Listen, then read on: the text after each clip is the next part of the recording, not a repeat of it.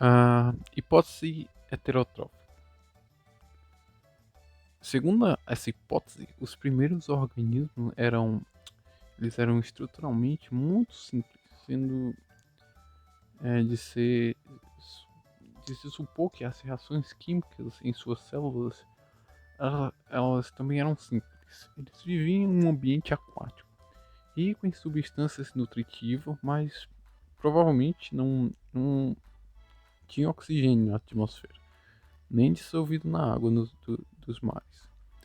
Nessas condições, é possível supor que, tendo alimento abundante ao seu redor, esses primeiros seres eles teriam utilizado esse alimento já como fonte de energia e matéria-prima. Eles seriam, portanto, eles seriam heterotrófos, que hetero quer dizer diferente e trófos quer dizer alimento. São organismos que não são capazes de sintetizar seu próprio alimento a partir de compostos inorgânicos. Ele obtém prontos do meio ambiente. Os seres capazes de sintetizar seu próprio alimento a partir de substâncias inorgânicas simples são chamados de autotrófos, que é auto que é próprio e trofos que é alimento, como é o caso das plantas. Uma vez dentro da célula, esse alimento ele precisa ser degradado. Nas condições da Terra atual, a via metabólica mais simples para se degradar um alimento sem oxigênio é a fermentação, um processo anaeróbico, que é ana é sem, aéreo é ar e bio é vida. Um dos tipos mais comuns de fermentação é a fermentação alcoólica. O açúcar, glicose, é degradado em álcool etílico, que é o etanol, e gás carbônico, liberado energia para as várias etapas do metabolismo celular. Esses organismos eles começaram a aumentar em número por reprodução. Paralelamente a isso, as condições climáticas da Terra também estavam mudando a ponto de não mais ocorrer síntese prebiótica de matéria orgânica. Desse modo, os alimentos dissolvidos no meio teriam começado a ficar escassos.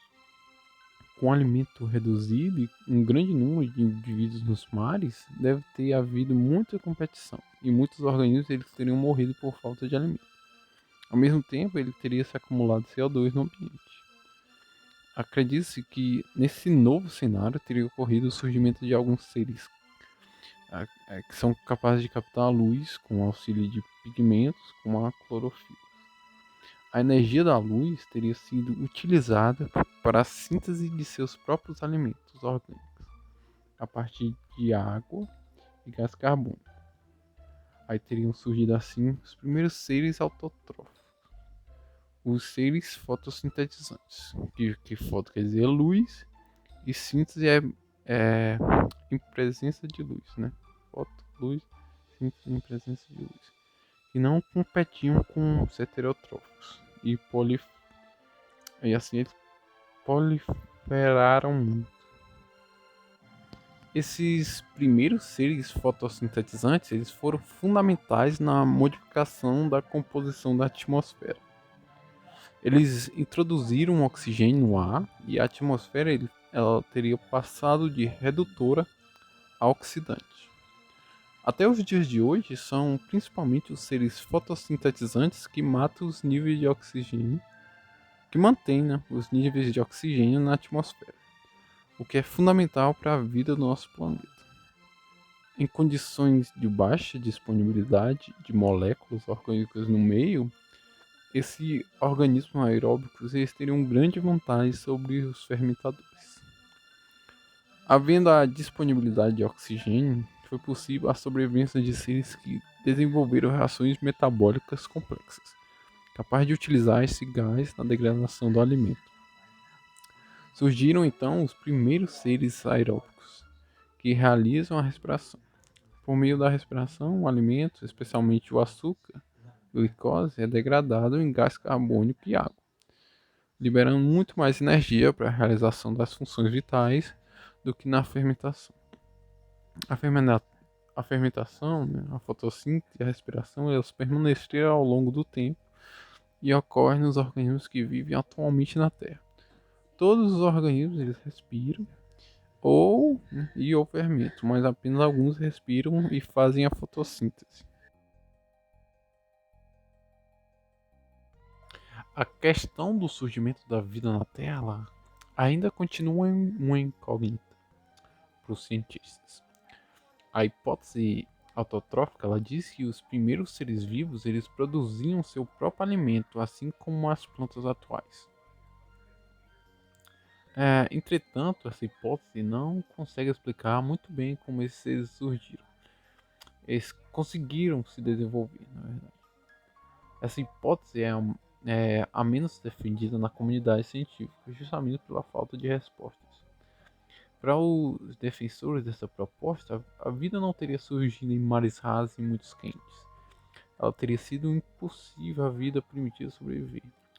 A Terra era um local inóspito, né? Quase não dava para ter vida, com muitos bombardeios de meteoros, é, vulcões intensos, né? Chuvas em excesso. Esses fatores eles teriam sido o suficiente para acabar com a vida primitiva que poderia ter se desenvolvido por aqui. O fato da Terra ter sido um local caótico no início fez com que os defensores da hipótese autotrófica defendam que a vida tenha se desenvolvido em locais mais protegidos, como os assoalhos oceânicos dos primeiros mares do planeta. Muitas pesquisas atuais elas trabalham com as chamadas fontes hidrotermais, que são aberturas no assoalho oceânico, de onde se emanam gases quentes e sulfurosos. Né? Várias instituições, como a NASA, têm apostado em pesquisas nessa área. Recentemente, uma pesquisa mostrou que as chaminés elas teriam ajudado na produção do RNA, que é o ácido ribonucleico, dos primeiros seres. Né? Porém, os defensores da hipótese autotrófica eles defendem que todos os primeiros seres da Terra que conseguiram sobreviver ao ambiente primitivo, eles se transformaram integralmente ao redor das chaminés hidrotermais. Todos os micro-organismos que vivem ao redor das chaminés, eles não fazem fotossíntese por conta da falta de luz. Eles fazem um processo muito distinto chamado quimiossíntese. Além disso, a forma com que os micro-organismos vivem é bastante peculiar. Alguns vivem entre os tecidos dos animais maiores. Dessa forma, eles têm proteção suficiente e os animais maiores eles se beneficiam da alimentação que os micro-organismos conseguem produzir. A principal defesa desse argumento é o fato de que a abundância do sulfeto de hidrogênio, que é o gás sulfúrico, e compostos de ferro, se eles serem abundantes ao redor das chaminés, assim os primeiros organismos que eram as bactérias, elas conseguiram a energia necessária para desenvolver as reações para a síntese dos seus componentes orgânicos. A hipótese autotrófica é a menos aceita pela ciência atual, justamente por conta da justificativa sobre os primeiros seres produziam seu alimento. Todo o processo de quimiossíntese é muito complexo e é necessário muitas enzimas que eram totalmente inviáveis no ambiente primitivo da Terra. Além disso, a própria complexidade física dos organismos seria totalmente possível no ambiente. Observando pelo fato evolutivo, a complexidade de um ser autotrófico levará muito mais tempo para ser alcançado, além de ser um processo muito lento e gradual. Sobre a fotossíntese. A capacidade de gerar oxigênio através da fotossíntese, realizada por plantas e algas, né, que tornou a vida possível para os seres humanos e animais na Terra, evoluiu apenas uma vez, cerca de 2,3 bilhões de anos atrás, em certos tipos de cianobactérias. De acordo com a teoria endossimbiótica, todos os organismos verdes, entre aspas, produtores de oxigênio, que são as plantas e as algas, suas mitocôndrias e os cloroplastos foram englobados através do processo de endocitose por células maiores com as quais ela tinha estabelecido uma relação de simbiose. Os, ah, as mitocôndrias elas seriam o resultado da endocitose dos procariontes aeróbios e os cloroplastos de cianobactérias com alguns pontos durante a evolução. A, a fotossíntese oxigenada foi uma singularidade evolutiva, diz Edward Fisher, que é o professor de geobiologia do Caltech, da Califórnia, se referindo ao processo pelo qual certos organismos eles utilizam a energia da luz solar para converter dióxido de carbono e água em açúcar para alimento, como oxigênio, como subproduto. As cianobactérias a inventaram e, na última instância, tornaram-se os cloroplastos das algas. As plantas são apenas um grupo de algas que se moveram para a Terra. No entanto, assim, pouco se sabe sobre as cianobactérias. Até décadas atrás, elas eram chamadas de algas verdes azuladas pelos taxonomistas. Embora posteriormente foi revelado que elas não são algas, mas sim elas são um tipo completamente diferente de organismo.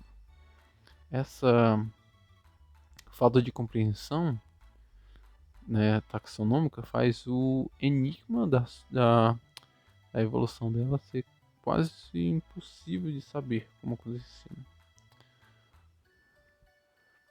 Durante muito tempo, elas era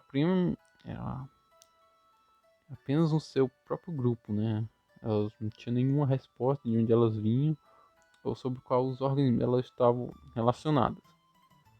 Aí, se tentar imaginar, entender sobre a evolução humana, imagine, né, tentar entender algo sobre a evolução humana sem conhecimento dos hominídeos. Conforme o estudo publicado na revista dia 30, assim, acredita-se que o planeta Terra ele tenha se formado há aproximadamente 4,6 bilhões de anos, né? E que a composição da atmosfera era totalmente diferente de que temos atualmente. Segundo Alparin e Haldane, que elaboraram uma das teorias sobre a origem da vida, descargas elétricas provenientes de tempestades de raios ultravioletas do Sol, eles teriam fornecido energia para as reações químicas entre as moléculas da atmosfera, originando substâncias orgânicas simples como os aminoácidos e os glicídios. Ainda segundo Oparin e Haldane, essas substâncias simples elas teriam sofrido várias transformações até originar seus,